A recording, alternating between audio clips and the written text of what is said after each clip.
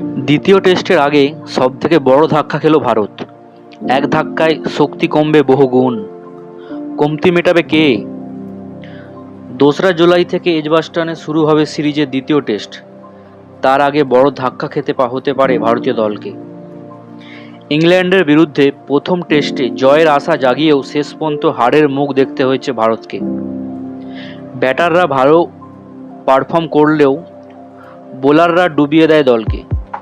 দ্বিতীয় টেস্টে ঘুরে দাঁড়ানোর লড়াই টিম ইন্ডিয়ার সামনে। 2রা জুলাই থেকে এজবাস্টনে শুরু হবে সিরিজের দ্বিতীয় টেস্ট। তার আগে বড় ধাক্কা খেতে হতে পারে ভারতীয় দলকে। দলের পেস অ্যাটাকের প্রধান অস্ত্র জসপ্রীত বুমরাকে ছাড়াই নামতে হতে পারে ভারতীয় দলকে। প্রথম টেস্টে বুমরা মোট 44 ওভার বল করেছিলেন। প্রথম ইনিংসে তিনি 5টি উইকেট পেলেও দ্বিতীয় ইনিংসে কোনো সাফল্য পাননি। দ্বিতীয় টেস্টে ওয়ার্কলোড ম্যানেজমেন্টের কারণে তাকে বিশ্রাম দেওয়ার কথা ভাবছে টিম ম্যানেজমেন্ট।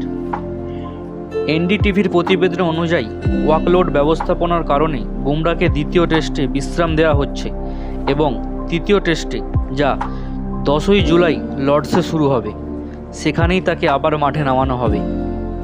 এজবাস্টনে জসপ্রীত বুমরা না খেললে তার জায়গায় পেস অ্যাটাককে নেতৃত্ব দেওয়ার দায়িত্ব থাকবে মোহাম্মদ সিরাজের ওপর। সিরাজকে সঙ্গ দেবেন প্রসিদ্ধ কৃষ্ণা।